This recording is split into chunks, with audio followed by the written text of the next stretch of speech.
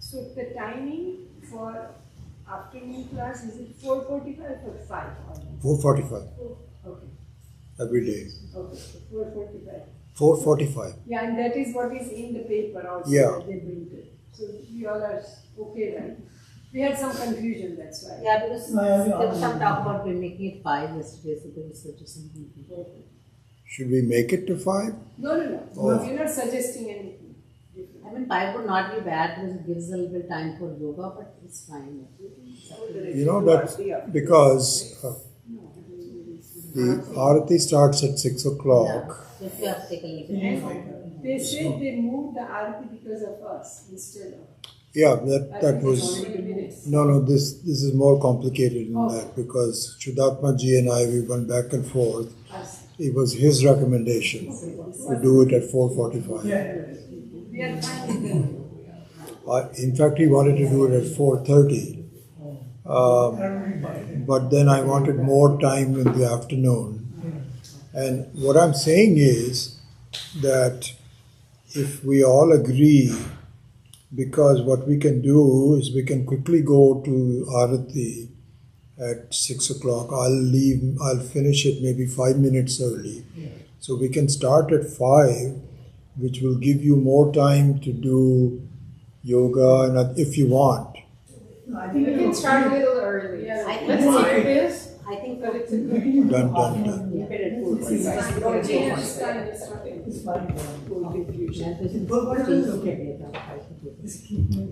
Om Sahana Bhavatu Sahana Bhunaktu Sahaviryam Karavavahai Tejasvinavadhitamastu Vidvishavahai. Om Shanti Shanti Shanti.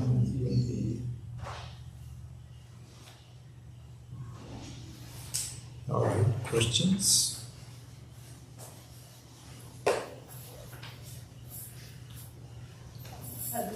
Yes, Arsha. You said that to understand the concept of Atma, that Art or I and Atma, who understands that? I still feel that we have to use the mind. I mean, is this understanding happening at the mind level? Because I don't know at eye level, I'm not there at the eye level yet. Who is understanding this? These are all good questions and important questions and common questions. And we will tackle it as part of this teaching. So we're not going to leave it. So it will be better that we discussed it in a more structured manner rather than just giving you something.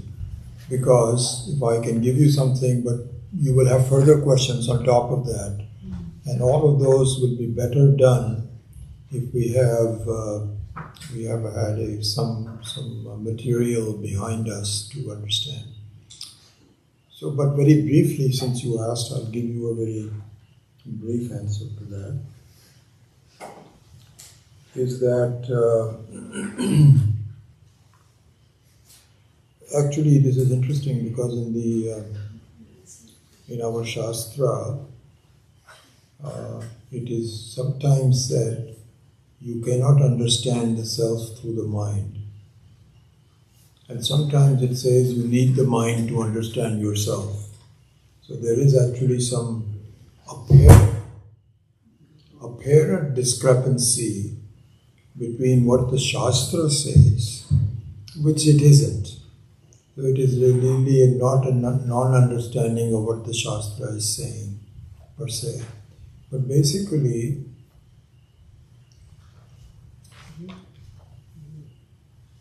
the I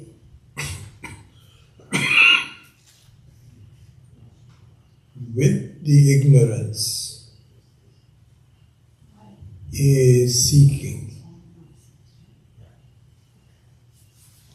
And I, without the ignorance, stop seeking. Same person. And so the mind is necessary to seek, but not necessary to know yourself.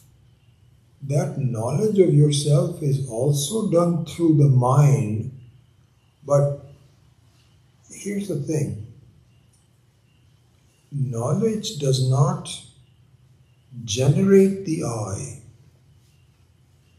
All of this will become clearer once we really go through that. What it does is, it removes the wrong notion that I am what I am. It does not generate it. It's already there. What it does is, the abrahmatvam, what is called abrahmatvam, that I am Atma is already Brahman, but it doesn't know it. But what the Shastra can do is to create a vritti which removes the abrahmatvam from it. All this will become a little clearer once we discuss. But those are very important questions, so keep them with you and as we discuss. Yeah.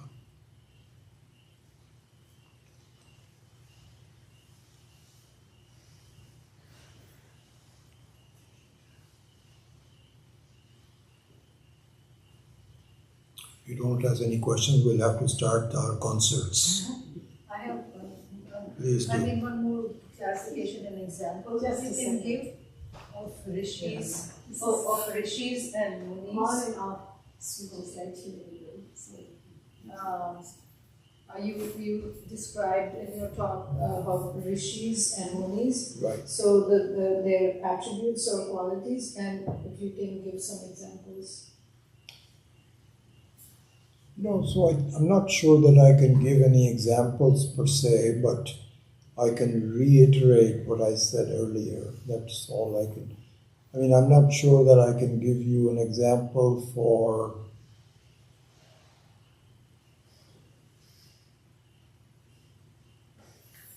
I mean, for example, my maiden last name was Dadich, and I know that, we followed that Dadichi Rishi, and the name comes Dadichi Rishi, who gave his bones to make the Vajra. Correct, yeah. So the Rishi was followed by that name, Dadichi Rishi, but I don't know any other. So like Agastya, Vidya, and Oh, Narada. so if that is your question, Yeah. okay. So what they say is that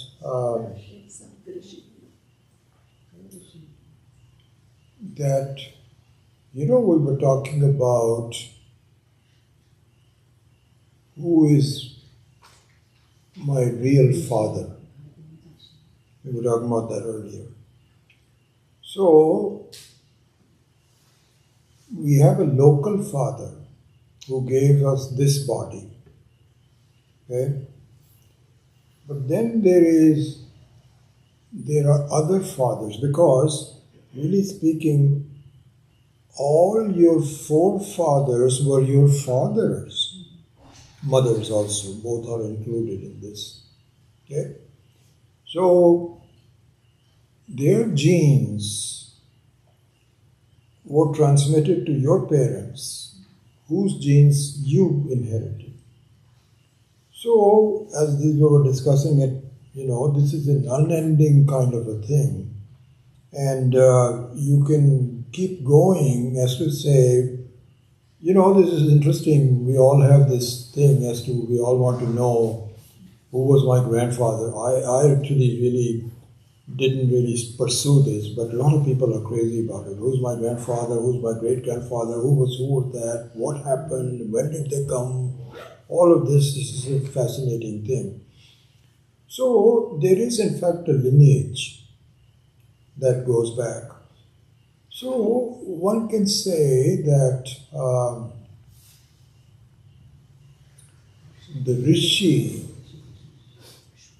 who had the idea about what the Vedas are, this is the Rishi. This, as we were discussing, this is a very evolved soul that has taken millions of lives to come to a point where their thoughts are so subtle and pure. And you see that even today. They are not rishis per se, but in the case of Ramana Maharshi, for example, that's a good, interesting example. So in Ramana Maharshi's case, as I read, whatever I have read, not recently, but a long time ago, was that as a young boy, he started to question, who am I? So most of us, we don't ask that question because, I am who I am and just go along with it. But in his case, he was just in his own quiet moments. He just said, what's going on? Who am I? And none of the people in his family were able to answer that. And so he left the home in the search of some knowledge.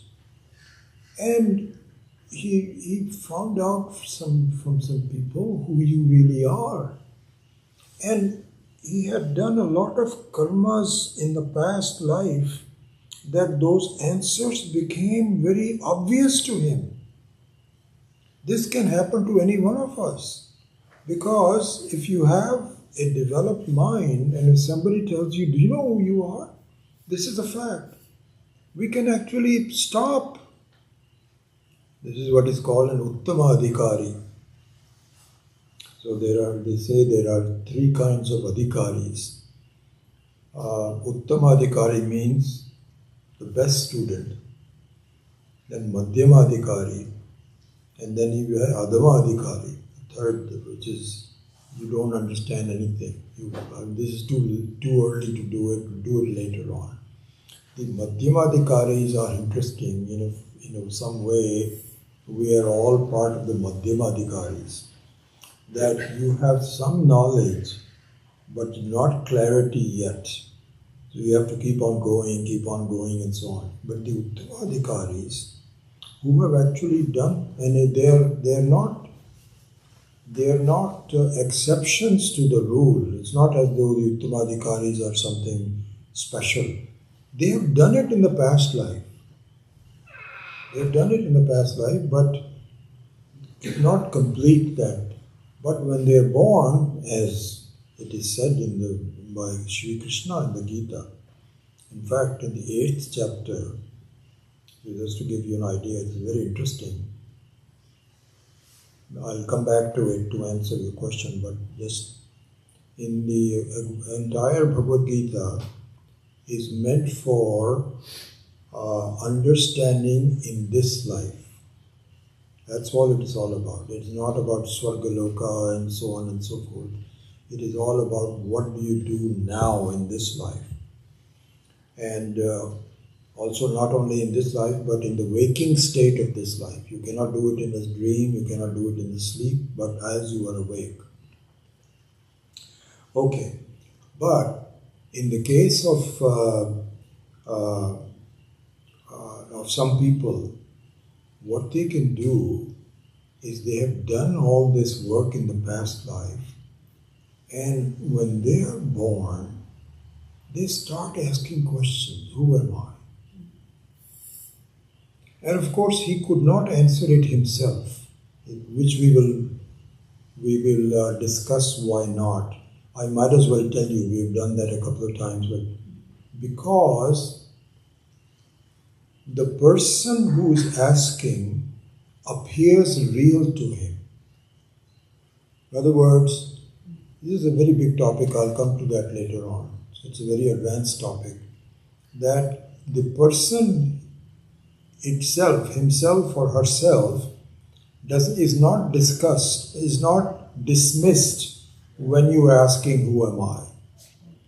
And if that happens, you cannot do it. The person itself has to disappear. That cannot be done until somebody shows that to you. You're not real. And this cannot be done through textbooks. Because the textbook is inferior to you. You see, that the words there are inferior. You are the one who's wielding it. So you're always superior to the textbook. But if there is a living person who is, as Akhandandaji was saying, that if I tell you, I'm very knowledgeable, and that you don't listen to your mother, I'm telling you I'm more knowledgeable, then you will listen. And so this is why Guru is very essential. Anyway, that was on the side.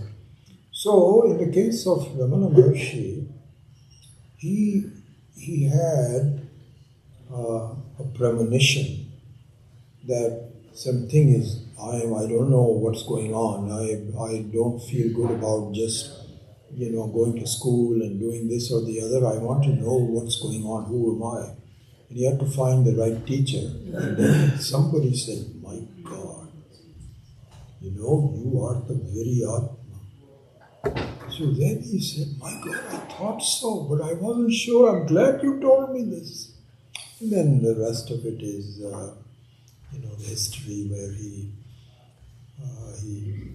there also, what happens is that you get glimpses of this truth.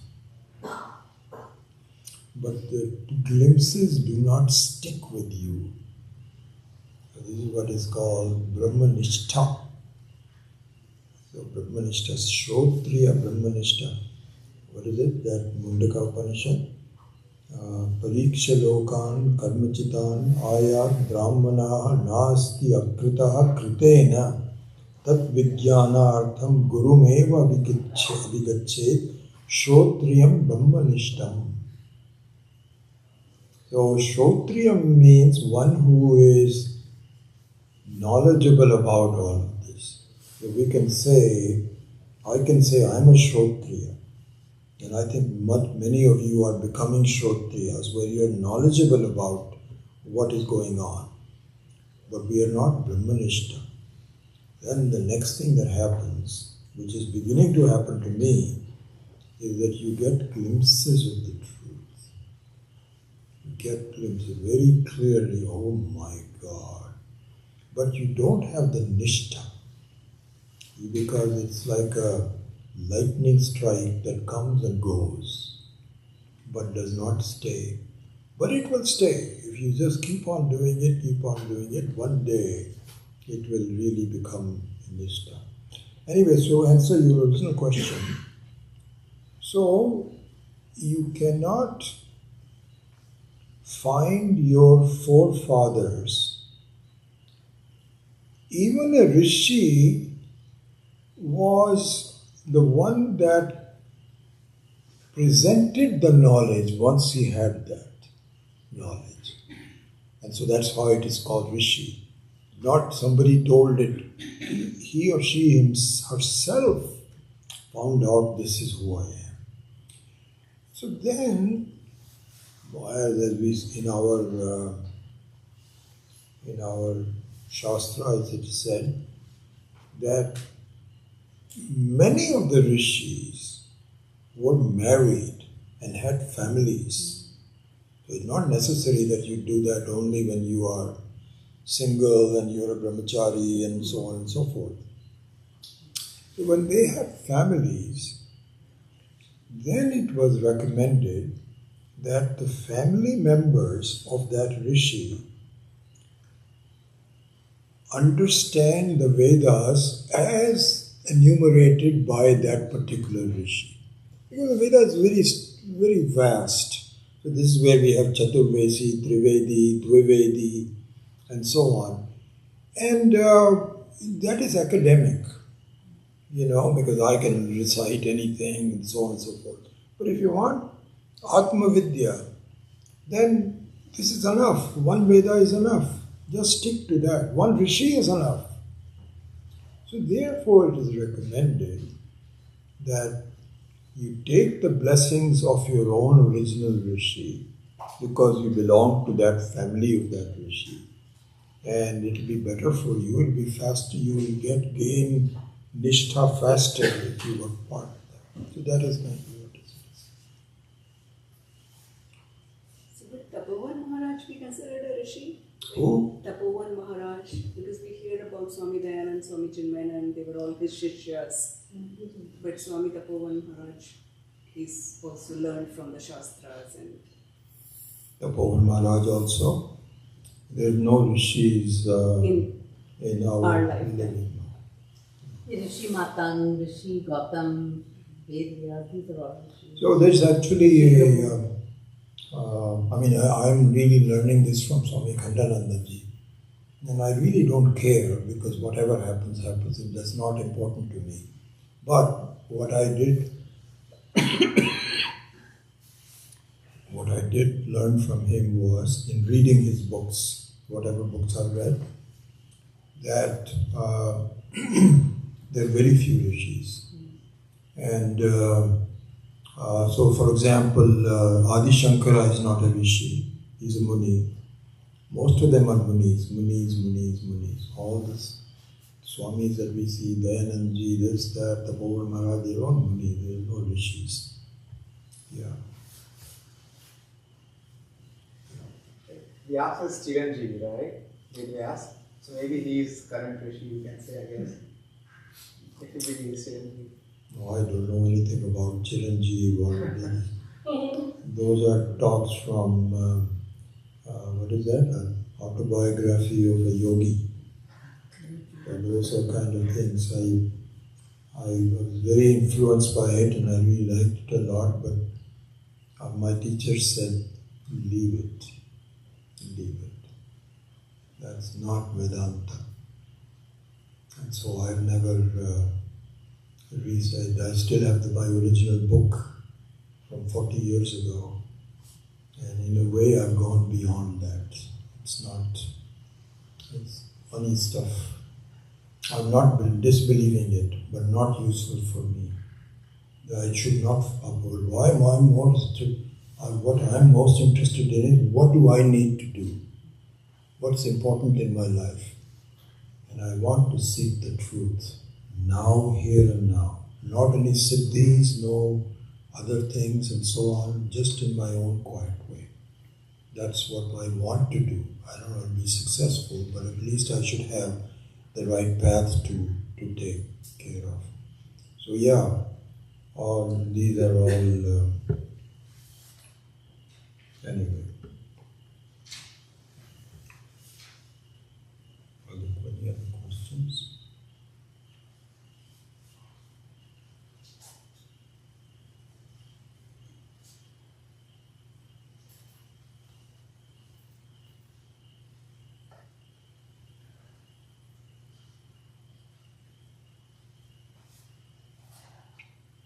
Yeah, it's interesting when you see a sannyasi, Swami. You should know that there are two kinds of sannyasis, two kinds of swamis. One is what is called Vividisha sannyasi. The other one is Vidvat sannyasi. Vividisha sannyasi and Vidvat sannyasi. So Vividisha sannyasi, this is a Sananta in Sanskritam, which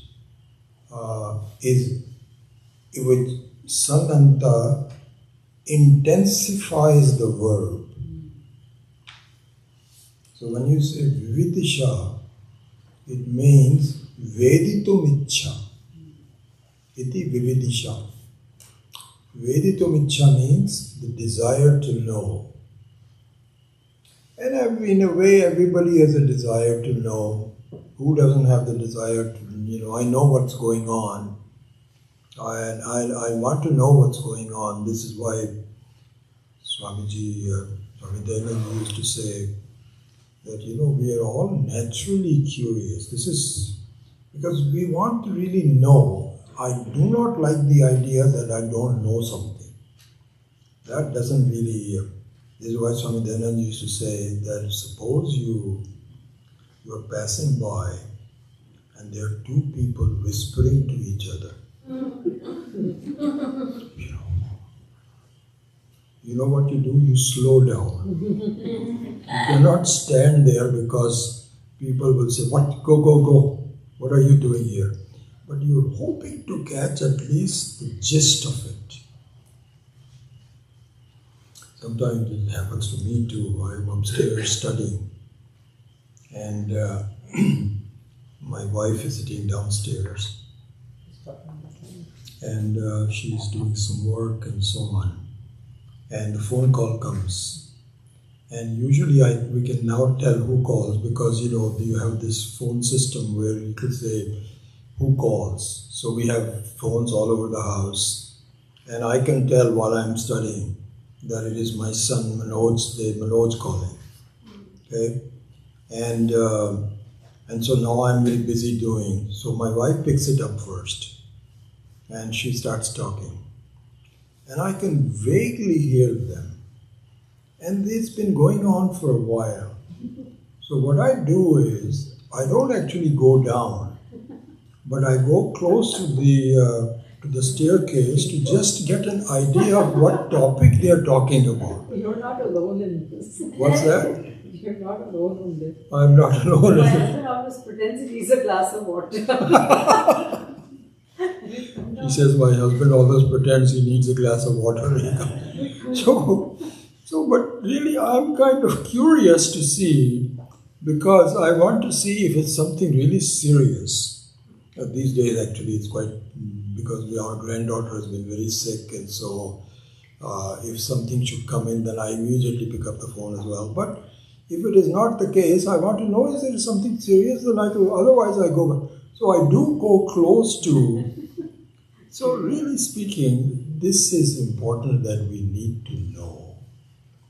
We need to know what is going on. And if we don't, we are uncomfortable. And I even now lost my train of thought as to what I was going. Vividisha and Vidya. Thank you. So the Vividisha sannyasi is Veditum Ichcha, means he really wants to know. But he doesn't know yet.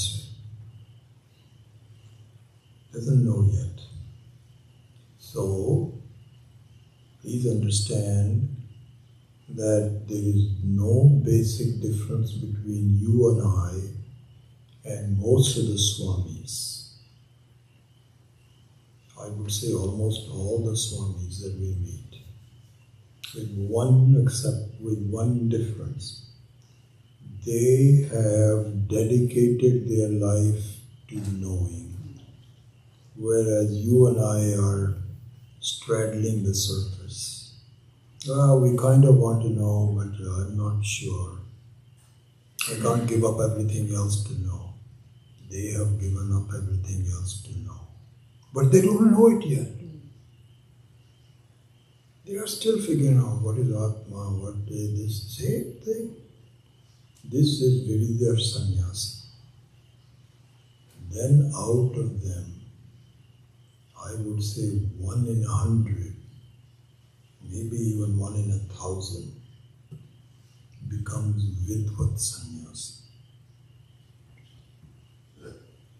They are still the same sannyasi, but they know. And do you know something? This is the interesting part. You cannot tell the difference.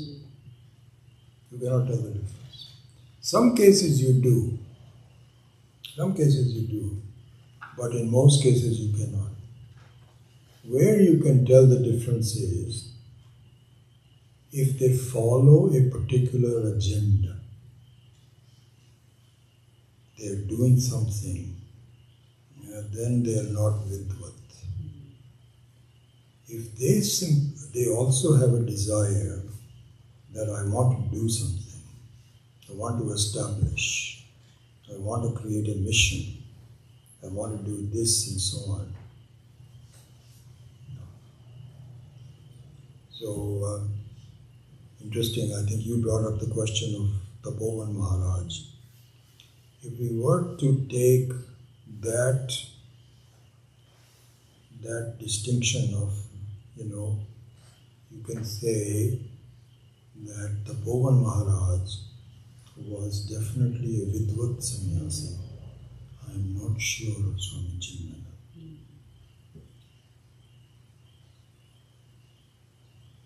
And I am not sure of any Swamis that want to do this.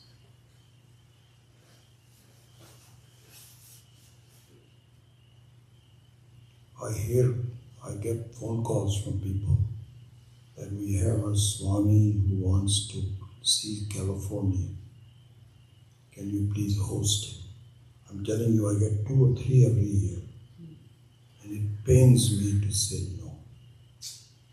Because I ask, why? Why do you want to come? Just because they were looking for some. Akhandanandaji makes this point hundreds of times. He says, I cannot tell you how many of these so-called Swamis, they're much more comfortable if you want to get students and so on. I'm very big. He gives, this is very interesting, he gives an example of Swami, what's the name of this, what is the guy who's the TN guy? Mahesh. No. Mahesh Yogi. So, in fact, just reading about that in one of the books just recently. So, it gives the example that, so there's one Swami who gave Diksha to Swami Akhandananda. Swami Shankarananda or somebody, again I don't remember, the names don't really retain. So, he gave Diksha to him and then he was staying with him for a while. The secretary to that Swami who gave him Diksha was Mahesh Yogi. He was a secretary, taking diction, and he was very good in typing and editing and so on and so forth, producing books. So then he decided, this is good business. And he also had some ideas because he's been listening to the Swamis. It's not as though he was a complete charlatan. But he decided, and then he told Swami Akhandananda, after he came back from a tour of US and UK and so on, he said, Swamiji, if you want to teach, don't teach it in India. Teach it in America and UK. They don't know anything. At least the Indians know something, so they don't need you that much. So if my recommendation is that you go to in there, the Swamiji says, the way you describe it to me, he is not talking back to him, but he is now talking to us, that if that place looks like a desert, nothing grows, why should I go there? I'm much better staying in India where there is some greenery of people wanting to know. Anyway, he was describing the person who really didn't know, but he was very anxious to really start one and this, that, or the other TM. So this is the Vividisha sannyasi. Vidvat sannyasi is a very rare.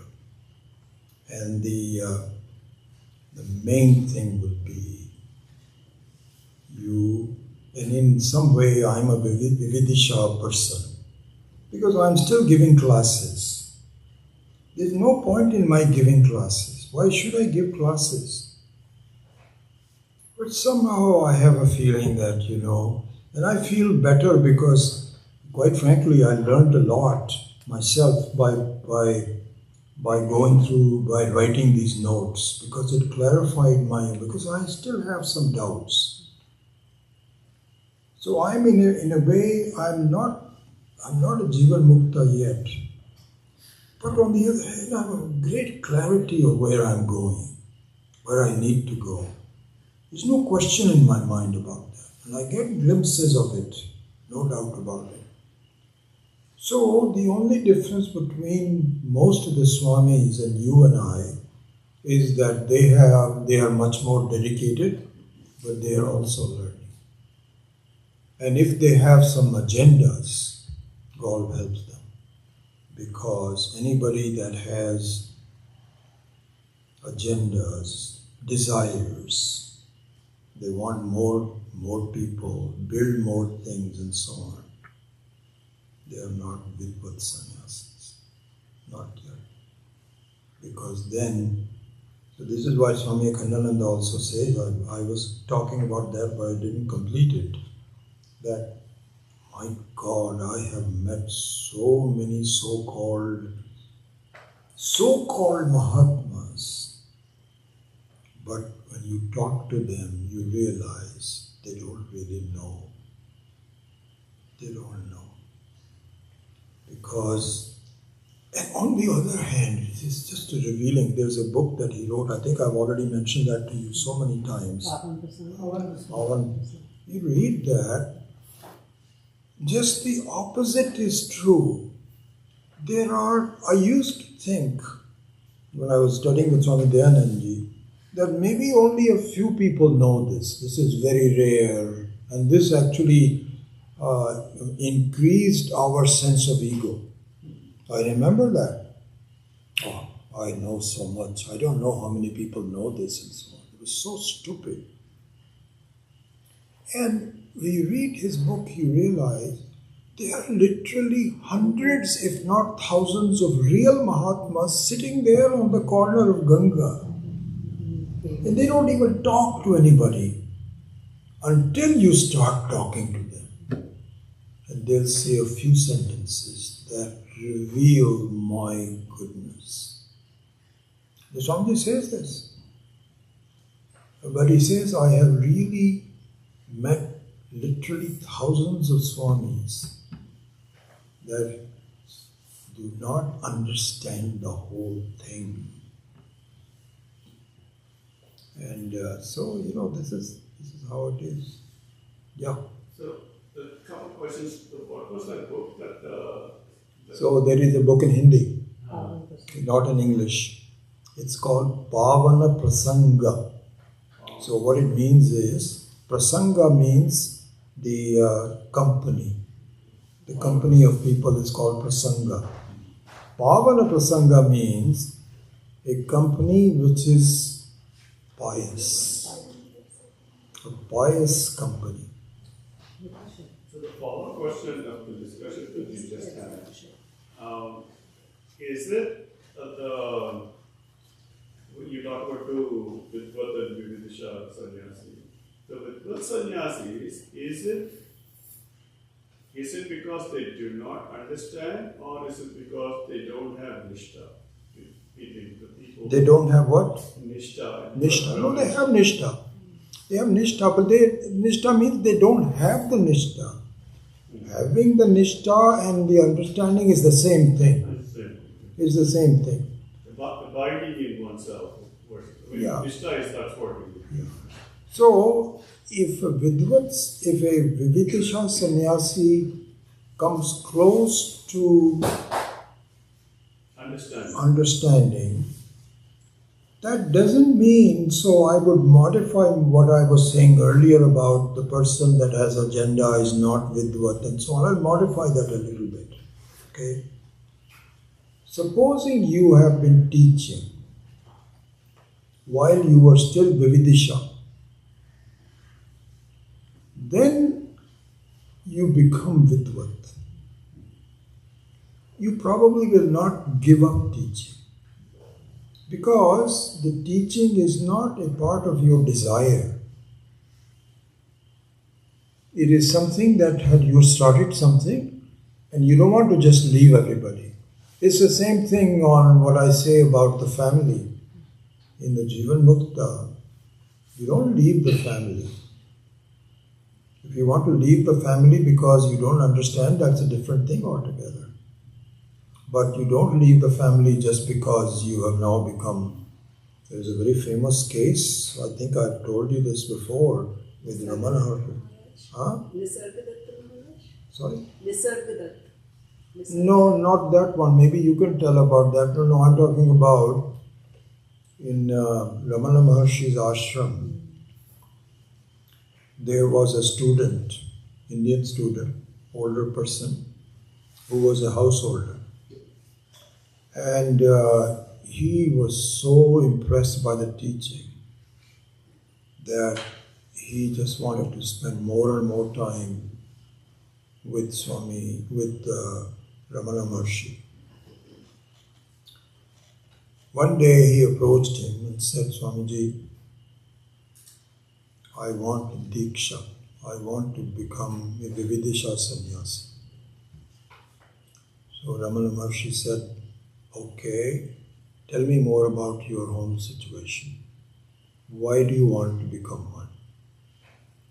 So he described a chaotic home where there was fights and he couldn't get along with his wife and children and all kinds of. So at the end of that, so he said, do I have your permission? He said no. So he says, okay, explain to me why. This is all in the book that I read a long time ago. So Ramana Maharshi told him, I can't even explain the reason because you won't understand it. Do one thing. Come back to me a year later and ask me the same question and let me see if I feel like answering it. So this has actually happened. He waited for a year and approached Ramana Maharshi again. Ramana Maharshi said, okay, there is a change. I will still not give it to you, but I will explain why it is the case. Before that, I wouldn't even explain. He said, if you said that I have a cause greater than helping my family and I'm dedicated to doing it, I might have considered giving it to you. I don't see that. You are escaping a situation which is not the reason to become a Swami. So please go back. And I don't know what happened after that. This is just one incident. So anyway, to point that out, what your question or not your question, but your observation was, I would modify it to say, it's not to say that anyone that has become will become Vidvat, will now give up everything. No. I'm curious about the transition though from Vividisha to Vidvat. Yeah. Your thoughts on it. Is it Nishtha or is it clarity? No, it's the same thing. Clarity. You cannot have Nishtha. You cannot have Nishtha Without clarity. But with clarity, you may not have Nishtha.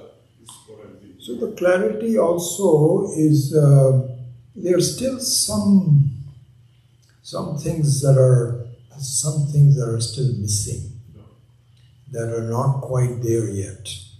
Some clouds. Generally it is light, and I would give the example, I don't know if this is my own example, but so not knowing can be either through complete darkness, when you don't know something, it is because it is complete darkness, or it is because of light and fog.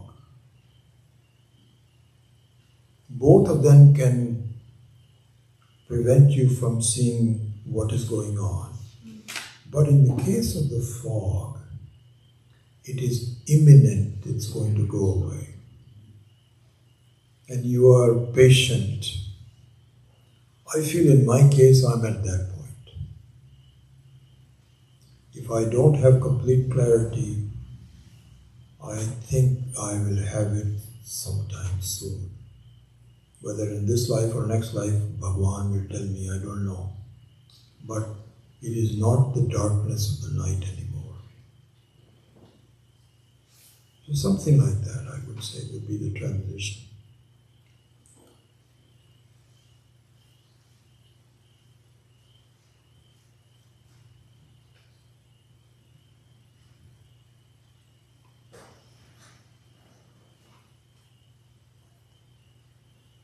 So you were going to sing a bhajan?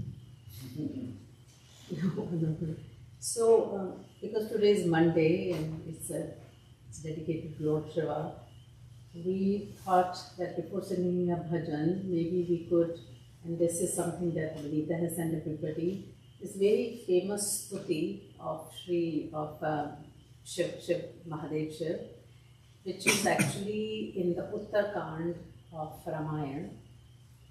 This stuti was written by the teacher of Kagbhusandi Ji. And Kagbhusandi Ji had he used to oppose his teacher a lot, and his teacher was a very kind person, and he always said, samajh jayega, right? So he did not get up when Kagbhusandi Ji came to the temple. When his teacher came to the temple, Guru came, Kagbhusandi Ji did not get up. So Shiv Maharaj, Mahadev Shiv gave Kagbhusandi a shrap that he will, for 1,000 lives, he will be an ajgar, he will be a boa. So his Guru was very, very compassionate, wrote this stuti to help sort of appealing to Mahadev to lessen the curse of Kagbhusandi. He just thought this poor boy will just, for thousands of years he'll be a snake. So this is the famous stuti written, and it's often sung for Mahadev. Okay. So we thought we will just recite that if everybody's There's a okay mic with that. here. Yeah. Virag, you want to- We don't need the mic. We don't need the mic, and everybody has it, so please recite in it. the If he WhatsApp doesn't group, want to be yeah. sung, we just recite it. It's You all a have to keep Rudrashtakam. it. It's Rudrashtakam. It's known as Rudrashtakam, and it's a very well-known Prasidh stuti. So if everybody has it, we can start it. It should be on your mobile phone. I know. Yeah. Shri Rudrashtakam Tulsi Das Pratam. Namami Shamishana Nirvana Rupam Vibhum Vyapakam Brahma Veda Swarupam Nijam Nirgunam Nirvikalpam Niriham Chidakashim Akashivasam Vareham Nirakar Omkar Moolam Turiyam Giragyan Goti Tamisham Girisham Karalam Mahakal Kalam Kripalam Gunagar Samsar Param Ladoham Isharatri Sankash Gauram Gaviram Manobhut Koti Prabhashi Shariram Swaranmoli Kallolini Charu Ganga Lasat Pal Palindu Kante Bhujanga Chalat Kundalam Brusunetram Vishalam Prasannananam Neelakantham Dayalam Mrikadish Charmambaram Mundamalam Priyam Shankaram Sarvanatham Bhajami Prachandam Prakrishtam Prakalpam Varesham Akhandam Ajambal Koti Prakasham Trayashulalayam Mulalam Shulakanim Bhajeham Bhavani Patim Bhavagamyam Kalatita Kalyana Kalpantrakari Sada Sarjana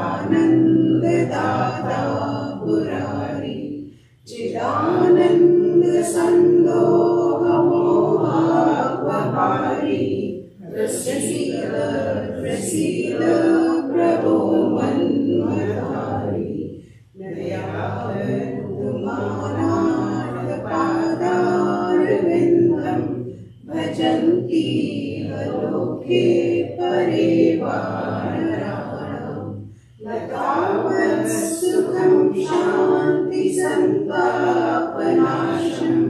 प्रसीद प्रभो सर्वभूतादिवासं न जानामि योगं जपं नैव पूजां नतोऽहं सदा सर्वदा शम्भुतुभ्यं जराजन्म दुःखौघतातप्यमानं प्रभो पाहि आपन्नमामीश शम्भो रुद्राष्टकमिदं प्रोक्तं विप्रेण हरितोषये ये पठन्ति नरा भक्त्या तेषां शम्भो प्रसीदते इति श्री रामचरितमानसे उत्तरकाण्डे श्री गोस्वामी तुलसीदास कृतं श्री रुद्राष्टकं सम्पूर्णम्. Very good. Wonderful. Excellent. So then I think some people want to sing that Prabhavi Bhajwan. Do we have time here with Sri Ramchandra Prabhavi Bhajwan? Next. Mike? No, I mean, we can use, but I don't have the words. Yeah, we can On try my to get the words. Arsha. Yeah, that is Ramchandra Prabhavi.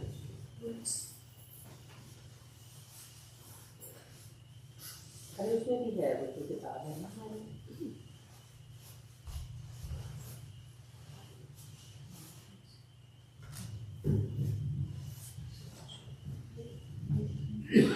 अच्छा ये है जो चलो.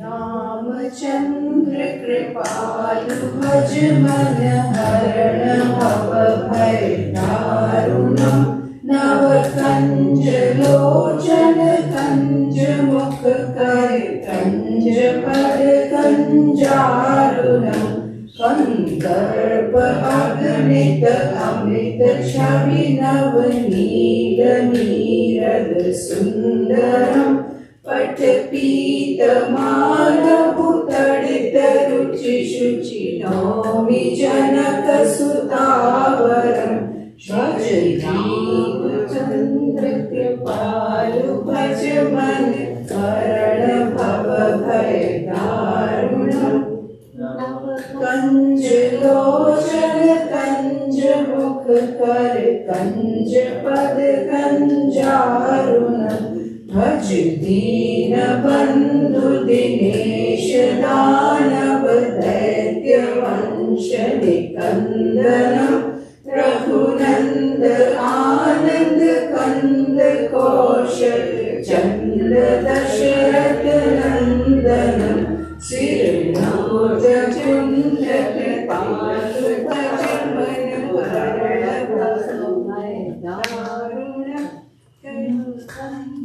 लोचन कंज मुख कर कंज पद कंजारुणम् सिर मुकुट कुंडल तिलक चारु उदार अंग विभूषणम् आजानुभुज शर चाप धर संग्राम चित खर दूषणम् इति वदत्य तुलसीदास शंकर शेष मुनि मनरंजनम् मम हृदय कंज निवास कुरु कामादिकल दल गंजनम् मन जाहि राजु मिलाहि सोवर सहज सुंदर सांवरो करुणा निधान सुजानशील स्नेह जानत रावरो. Good. So I have an idea. I was listening to many of you chanting the 15th chapter of the Gita, and I felt that you may not have been familiar with the way it is chanted in the Sampradaya. Okay? So what I'd like to do is, if you want to join me, please do that. But I want to just chant it the way we do it has been going on for 50, 60 years. Okay? So instead of you repeating it, if you want to just listen to it, you're okay. But if you want to say it, it's okay. Sorry? Oh, thank you. Thank you so much.